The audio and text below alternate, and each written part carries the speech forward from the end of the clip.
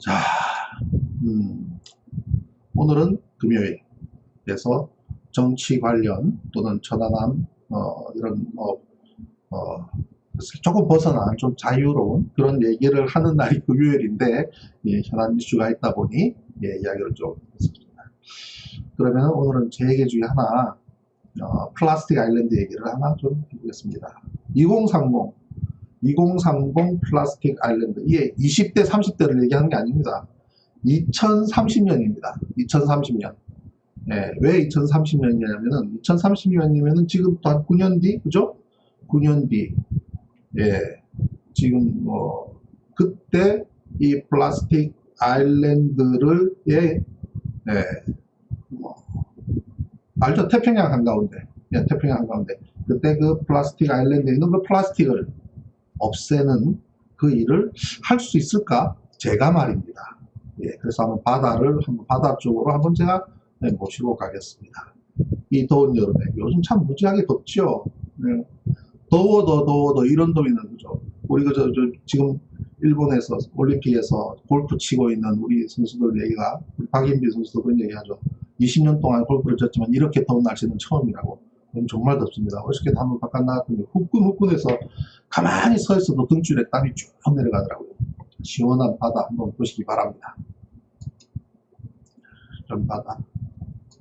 그죠? 오, 고래네요. 범고래네요.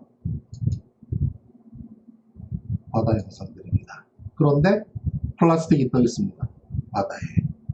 이 플라스틱은 군집을 이뤄서 한반도의 7배에 달하는, 남한 땅의 14배에 달하는 플라스틱 쓰레기 더미가 태평양 한가운데 떠다니고 있습니다. 이게 플라스틱 아일랜드입니다. 시원한 장면이죠, 빈장님? 이 쓰레기 더미가 태평양 조류에 따라서 이렇게 해서 쭉 가운데 한가운데 모여서 최대 군락을 이루고 있습니다. 그 외에 인도양에도 있고요, 북대서양에도 있고요, 그리고 저기 아프리카 밑쪽에도 있고, 그리고 칠레 앞바다 쪽에도 있고, 전 세계적으로 지구상에 5군데의 거대한 플라스틱 아일랜드가 떠다니고 있습니다. 그 중에 제일 큰 것이 바로 이 태평양입니다.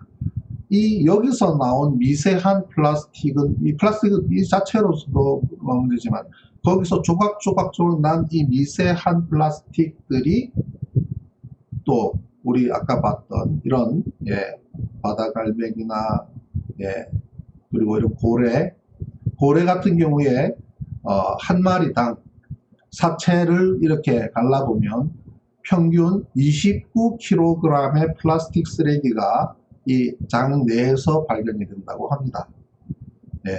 29kg이. 그게 지금 현실입니다.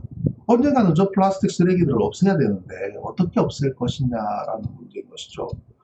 그래서 저는 만약에 가능하다면 이 플라스틱을 처리하는 기술 지금도 있습니다. 벌써 2000년 되기 직전에도 LG화학을 통해서도 개발이 된 아주 훌륭한 기술이 있습니다. 그렇지만 그것이 세월이 흘러오는 동안에 그에 대한 관심도 없고, 그리고 우리나라 대표적인 정유 기업들이 그에 대해서 달갑지 않게 생각하는 부분, 심지어 환경부의 전직 환경부 사람들이 만든 어떤 쓰레기를 처리하는 과정에서의 중간에서 어떤 역할을 하면서 쓰레기 1톤당 정부에서 지급되는 그 금액의 상당 부분을 수수료 목록으로 떼어가는 이런 구도 속에서 플라스틱 쓰레기를 처리를 하는 것보다는 아예 하도급으로 줘서 떠넘겨버리면 이득이 더 많이 남는 구조. 그러다 보니 본인이 처리하기보다 누구한테 떠넘기고 돈만 챙기는 사람들이 중간중간에 있다 보니 마지막에는 우리나라 들판살판 야산, 심지어 임대를 해서 거기다가 막 갖다 버려버리는 현상이 나서, 그죠? 경북 어디성, 거기는 산더미를 이룬 쓰레기가 또 있었지 않습니까? 심지어는 돈만 챙기고, 그 다음에 필리핀에다가 아주 화물을 줄게, 컨테이너 박스에 쓰레기를 넣어서 보낼 테니 톤당 3만원 4만원 줄 테니 받을래. 그래서 그쪽에서 받겠다 그러면 돈과 함께 컨테이너 박스로 쓰레기를 수출해버린 거예요. 그러니까 필리핀에서는 돈만 챙기고 수수료 내고 남는 돈을 챙기고 그 쓰레기를 필리핀 인근 바다에 갖다 버려버리니까 그 컨테이너 박스가 다시 우리나라로 다시 들어오는 망신을 당하기도 했지 않습니까? 이게 우리나라 플라스틱 쓰레기 정책이란 말이죠. 자, 이거 그냥 이대로 둘 수는 없는 거 아니겠습니까? 그렇지만 지금 그러한 인식의 개선을 가지고 오고 있습니다. 제가 엊그저께 우리 요 바로 제가 지금 현재 있는 여의도 이 건물에 지하 3층에 내려가면은 이 분리수거하는 공간이 있거든요. 분리수거하는 공간이 있는데 거기에서 제가 사진 한 장을 딱 찍었습니다. 어떤 내용이냐면요. 정말 기가 막혀가지고 이렇습니다. 2020년 10월 1일부터 재활용업체의 폐비닐류 분리수거 중단으로 인해서 폐비닐류 배출이 금지된다는 겁니다. 이 여의도 한가운데 있는 오피스텔에서 각 세대에서는 반드시 쓰레기 종량제 봉투에 넣어 배출해 주시기 바랍니다. 생활지원사무소가 이렇게 되는 거예요. 참 기가 막힌 게 말이죠. 이 폐비닐류는 우리가 플라스틱을 유화로 만들 수 있는 기술에 있어서 폐비닐류는 굉장히 좋은 자료입니다. 좋은 재료입니다. 왜냐하면 금방 녹거든요. 금방 녹기 때문에 바로 그 비닐, 폐비닐에서 결국은 석유화학 제품이기 때문에 플라스틱이든 폐비닐이든 그것을 좋은 용융을 했을 때에 LPG 가스와 경유를 얻어낼 수가 있습니다. 그런 기술이 우리나라에도 있고 LG화학은 일찌감치부터 개발을 해서 그 효능과 성능은 충분히 입증이 되었습니다. 그런데 왜 모르고 있느냐? 그에 대해서 아주 잘 아는 분이 계십니다. 누구냐면 현재 대한민국의 환경부 장관이신 한정혜 민주당 의원, 한정혜 민주당은 재선 의원입니다. 이분은 미국에서 산업공학을 전공하신 분이에요. 이분이 2년 전 2019년 8월 19일 날 국회에서 세미나를 했습니다. 플라스틱 쓰레기의 재탄생, 대안기술을 통한 플라스틱 재활용 활성화 방안 정책 토론회를 엽니다. 2019년 8월 19일이요. 국회에서. 그 당시에는 민주당 재선 의원이었고요. 그리고 민주당의 정책위 의장을 맡습니다. 정책위 의장을 맡다가 2달 전입니까? 금년 들어서 환경부 장관으로 임명이 돼서 현재 환경부 장관으로 계십니다. 저는 굉장히 기대를 했습니다. 이분이 반드시 이 플라스틱 쓰레기 문제에 있어서 어떤 정책적인 대안을 내놓을 것이다. 계속 기대를 하고 지금 지켜보고 있는데 아직까지는 그런 발표가 있지 않습니다. 그런데 아마 하지 않을까 생각합니다. 왜냐하면 이분이 이 세미나를 하기 바로 직전에 거의 한 달 전에 어떤 일이 있냐면요. 이런 일이 있습니다. 제주도에서 2019년 7월 10일입니다. 2019년 7월 11일 SK이노베이션하고 제주 클린에너지가 MOU를 맺습니다. 이 제주 클린에너지라고 하는 회사는 플라스틱 쓰레기를 처리하는 회사인데요. 이렇게 생긴 회사입니다. 제주도에 제주 클린에너지라는 회사가 있습니다. 저는 이걸 저쪽 요 건너편 거기서 멀리서만 봤지 이 회사를 가본 적은 없습니다. 사실은 한번 방문할 생각은 있었습니다. 제가 순천에서 환경연합에 계신 분들하고 언론을 하고 또 순천대학교의 그 환경 관련 학과의 교수님들하고 한참 언론을 할 때 제주도 클린에너지에 한번 방문을 해서 거기서 어떻게 플라스틱으로 유화 기술을 이용해서 경주를 뽑아내는지 한번 보러 가자고 서로 논의를 하다가 코로나 때문에 이제 작년에 그걸 이루지 못했던 부분인데 여기가 바로 제주 클린에너지인데요. 어떠냐면 제주도에서 쓰레기를 처리를 하는데 다른 시도에서처럼 지금 서울만 하더라도 4군데의 대형 소각로에서 하남도 있고요, 은평도 지금 만들고 있고 저쪽도 양천에도 있고 이런 대형 소각을 통해서 플라스틱을 처리를 하는 이 방식을 제주도에서는 환경이 굉장히 생명이다시피 한 제주도에서 그러한 소각을 해서는 안 되지 않느냐. 그래서 이 클린 에너지가 유화 기술을 이용을 해서 좋은 용융을 해서 이 플라스틱을 녹여서 거기서 경유를 생산해내는 방식으로 제주도에 쓰레기를 처리해 왔습니다. 그렇다 보니 그에 대한 수익성의 문제가 그렇게 높지가 않기 때문에 그러면 이런 생각이 드시죠, 우리 가족 여러분? 그러면 우리나라 모든 플라스틱 쓰레기 왜 저온 용융하는 이 유화 기술을 이용해서 처리하면 될 텐데 왜 하지 않았느냐? 간단하게 말씀드리면 그냥 알기 쉽게 불로 태워가지고 플라스틱에서 나오는 그 화력, 그 열을 이용해서 물을 끓이고 거기서 나온 스팀을 가지고 전기를 생산한다든지 난방을 한다든지 하게 되면 우리 지역 난방처럼요. 그러면은 열 효율이 100이라고 가정하죠. 그걸 100의 열 효율이라면 유화 설비 시스템을 개발을 하고 그걸 연구하고 거기서 이 플라스틱을 용융시키는 방식으로 하게 되면 60, 70, 80 그 정도 수준에 밖에 안 되는 겁니다. 지금까지 그래 왔다는 겁니다. 꽤 오랫동안. 그냥 알기 쉽게 태우면 100원 버는데 이걸 용융, 저온 용융을 하게 되면 이 기술을 개발하는데도 상당한 투자가 필요하고 또 기술 개발도 필요하고 경우에 따라서는 폭발한다든지 이런 여러 가지의 문제점들이 있어 왔기 때문에 상당한 기술 개발이 필요하지만 80 내지 70% 정도 수준밖에 안 되기 때문에 외면받아오고 거기다가 정유사사들이 거기서 나온 생산물인 경유를 가져가서 좀 정제해주는 노력을 해주면 좋겠는데 그 또한 정유 하나의 사업이라고 해서 아예 블로킹을 하고 그냥 우리는 그냥 외국에서 원유를 수입해 와서 그걸로 이걸 생산해내는 게 편해 라고 하는 그 카르텔과 같은 그런 담을 동지 못했지만 지금은 소각에 비해서 70, 80% 수준이 아닌 것이 CO2 문제, 환경의 문제 이런 모든 것을 감안하면 오히려 역전한 지가 상당히 오래됐습니다. 상당히 오래됐거든요. 그런데 이미 우리나라 곳곳에서 이러한 방식을 통해서 경유를 생산하는 업체들이 적지 않습니다. 몇십 군데 됩니다. 그렇지만 그것이 정책적으로 뒷받침이 되지 않고 그에 대한 인식이 떨어지다 보니 관심이 별로 없는 거죠. 근데 제주도는 그렇게 처리를 해왔습니다. 그런데 그만큼의 수익성이 보다 담보가 되지가 않는데 남부 발전에서 이 클린 에너지가 제안을 합니다. 우리 제주도에서는 소각이라는 방식을 소각이라는 것은 매립이라는 것은 쓰레기를 땅에 묻는 것이고요.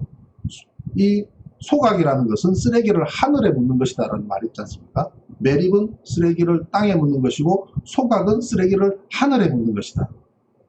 그래서 제주도는 소각을 해서는 안 되지 않느냐. 지금처럼 좋은 유화 설비 시스템을 통해서 플라스틱을 처리하는 게 맞다라고 우리 남부발전이 같이 판단을 해서 제주 클린 에너지를 도와줍니다. 그래서 경영적인 지원도 해주고요.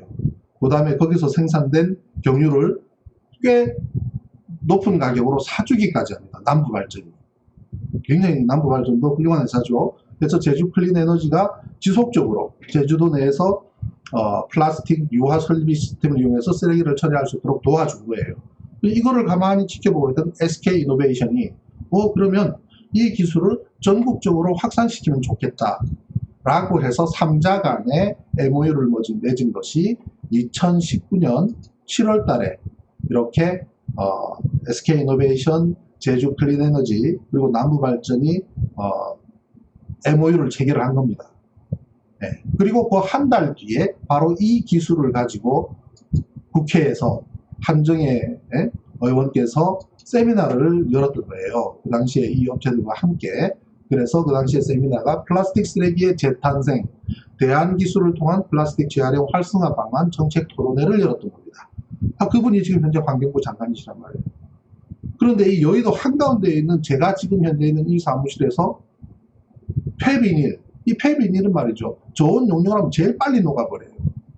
우리가 까만 비닐봉지를 슈퍼에 갔을 때, 슈퍼마켓에 갔을 때, 까만 이 플라스틱 쓰레기 이 봉투를 쓰지 말자는 운동은 다 하실 거 아니겠습니까? 그러니 뭐 종이 봉투나 아니면 그런 쇼핑 봉투를 쇼핑백을 이용을 하자고 하는데 사실은 말이죠.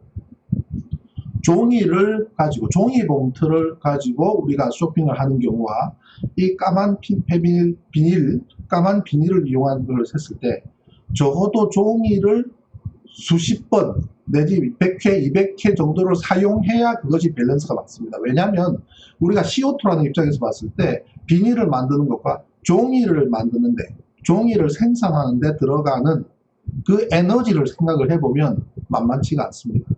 무슨 얘기냐면 비닐이라는 것, 즉 석유화학 제품에서 나오는 비닐이라는 것도 하나의 문명의 이익인데 마음껏 사용하고 다만 우리가 처리할 때 적절하게 잘 처리해서 유화 기술이라는 것이 있으니 이걸 통해서 다시 석유로 재생산을 할 수 있다면 그 방식으로 쓰게 되면 마음껏 써도 되는 겁니다.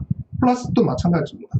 플라스틱 용기 다시 거꾸로 우리가 아무리 일회용 용기를 쓰지 않는 운동을 한다 해도 절대로 없앨 수 없듯이 왜 생활에 편리하고 우리가 당장 편하니까 그거 없애기보다는 잘 처리하는 쪽에 관심을 두면 얼마든지 처리가 가능하다는 얘기입니다. 사실은 이 기술이 2000년 직전에 LG화학이 거의 세계에서 최고 수준의 완성도까지 높였었습니다. 그러나 그 당시에 경제성 문제를 가지고 그만큼의 수익성이 보장이 되지 않는다고 해서 미뤄둔 것이 무려 20년이 지난 지금까지도 이것에 대해서 잘 인식이 되지 않고 있지만 그거를 깊숙하게 들여다보고 이것을 쳐다보면 바로 민주당 한정의 원인인 것이죠. 그런데 바로 코앞에 있던 국회에서부터 거리로 했을 때 1km도 채 되지 않는 이곳에서도 지금 폐비닐을 수거업체가 중단하는 바람에 이걸 종량제 쓰레기 봉투에 넣어서 그냥 배출하라는 겁니다. 그냥 태우겠다는 얘기죠. 황당한 겁니다. 네, 그래서 이 플라스틱을 이용한 재활용 방안이 그 당시에 2019년에 이슈가 되고 국회에서도 세미나를 여니까 어떠거라고 우리나라 석유화학업계들이 여기에 막 뛰어들었습니다. 네, 폐플라스틱 비닐을 재활용 방안에 대해서 국내 석유화학업계가 플라스틱 비닐의 재활용 본격 나서게 됩니다. 그리고 글로벌 기업들은 폐플라스틱 재사용이나 식물자원을 활용한 바이오 플라스틱 상용화에 착수를 하고 폐플라스틱을 열분해서 만든 액체 원료, 열분의 유로 다시 플라스틱을 만드는 선순환이 가능해질 것이다 라는 보도들이 막 나왔습니다. 그런데 2년이 지난 지금까지도 어떤 그런 정책적인 결론이 나오지 않아서 또 참 답답한 마음인데만은 플라스틱 1톤을 저온 용융시키면은 그 중에 50% 정도의 경유가 나옵니다. 그건 입증이 됐습니다. 50% 절반. 그 다음에 25%는 가스로 나옵니다. LPG 가스. 그럼 거의 75%를 에너지로 다시 환원시킬 수가 있습니다. 나머지 25%는 슬러지, 찌꺼기로 나오게 되는데요.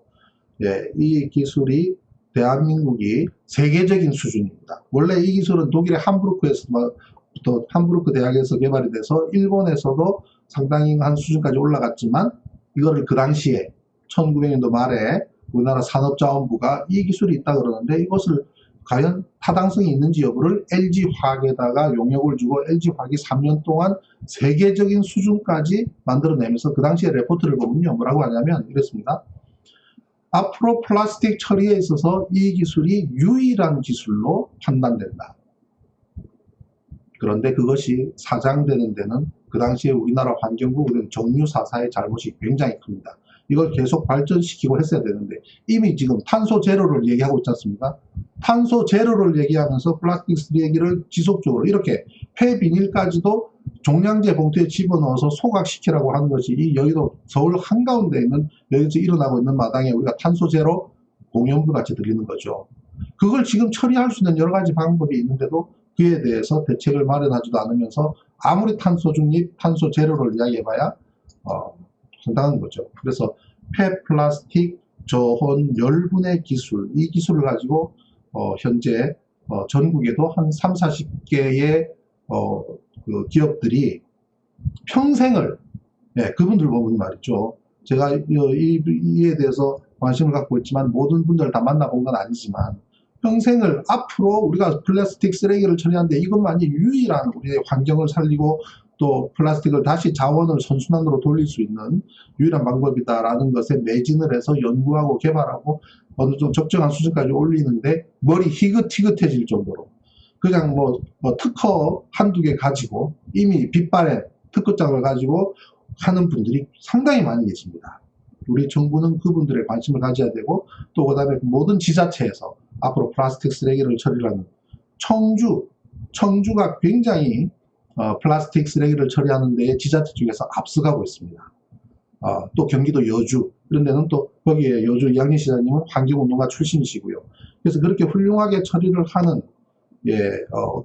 지자체도 있습니다. 또 강원도 춘천 제가 지난번에 그랬죠. 순천은 춘천에서 배워라. 순천이 어딥니까? 우리나라 생태수도 아닙니까?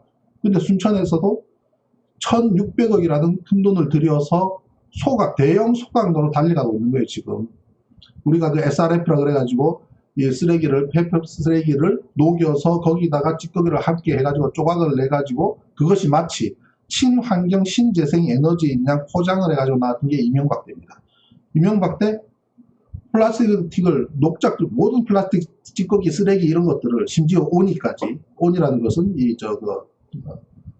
뻘밭에서 나온 찌꺼기처럼 그거를 거기다가 회백반을 섞어서 굳혀가지고 똑똑똑똑 잘라가지고 필렛으로 만들어서 그걸 농촌에서 가져가서 태우고 이렇게 그걸 재료로 사용해서 열 발전을 하고 그게 어떻게 됐습니까? 인천 송도는 지금도 그 방식을 쓰고 있는데요. 제일 큰 문제가 악취. 냄새가 장난이 아닌 거예요. 그리고 농촌에서 써봤더니 그 자체도 플라스틱 성분이다 보니 타면서 이 기름 성분 냄새가 나서 농작물 다 버리는 거예요. 안 씁니다. 우리 경기도 이재명 도지사가 제일 먼저 SRF를 불법화 시켜버려서 SRF를 아예 거래조차 하지 못하게 만든 건 대단히 잘한 환경적으로 정책인데요. 그 바람에 전국의 SRF를 생산하는 그 당시에 정부 자금을 엄청난 지원을 받아서 공장을 만든 회사가 233개입니다. 전국적으로. 근데 SRF가 환경 오염의 주범, 거기서 나오는 가스, 거기서 나오는 이 악취, 결국은 쓰레기를 부피만 줄이는데 엄청난 돈을 들인 것이 이명박표 SRF 정책인데 그거를 전부 다 지금 줄도산을 하고 있으니까 전국에 233개 SRF 사업체들이 줄도산을 하고 있습니다. 계속 도산하고 있는 중입니다. 지금도. 이런 회사들한테는 좋은 열분의 방식으로 사업을 전환할 수 있도록 유도하거나 정책적인 지원을 하거나 그렇게 해서 그 사람들의 사업체도 살려야 되거니와 그 다음에 환경적인 방식으로 사업을 전환할 수 있도록 도와줘야 되는데 별로 관심이 없습니다. 지금 현재 그런 상황입니다. 그러면서 탄소 중립을 얘기하고 탄소 제로를 얘기하는 상당한 그것이 지금 영입해 있는 거죠. 우리가 좀 더 깊숙하게 들여다보면서 이 문제를 보게 되면 얼마든지 좋은 대안을 가지고 이러한 폐플라스틱 좋은 열분해 기술을 적용해서 처리를 할 수가 있습니다. 75%가 환원 가능하단 말이에요. 우리가 길바닥에 쓰여지는 그저께는 저쪽 서해 백령도 바닷가에 있는 중국에서 온 엄청난 플라스틱 쓰레기들이 있는 것을 보도가 나온 것 같죠.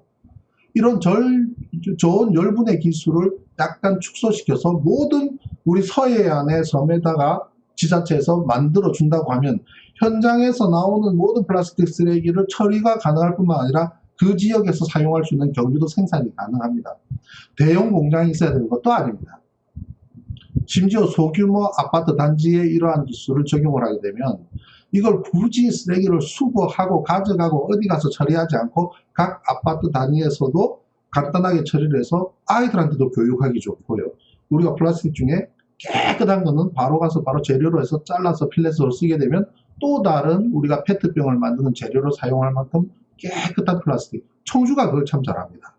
청주시는 일반 우리 플라스틱도 보면은 플라스틱 쓰레기 우리 아파트 같은 경우에 수거를 할 때 그죠? 플라스틱 그냥 모으시잖아요. 근데 거기는 깨끗한 플라스틱과 플라스틱도 여러 종류로 나옵니다. 깨끗한 플라스틱과 그다음 페트병 플라스틱과 그다음에 우리 전화기나 이런 일반 좀 딱딱한 플라스틱이 있지 않습니까? 그죠? 플라스틱에도 종류가 여러 가지인데 PE 있고 PS 있고 여러 가지 분류가 있는데 그렇게 나누듯이 플라스틱도 2개, 3개로 분류를 해서 나누는 그런 정책을 청주가 아주 잘하고 있습니다.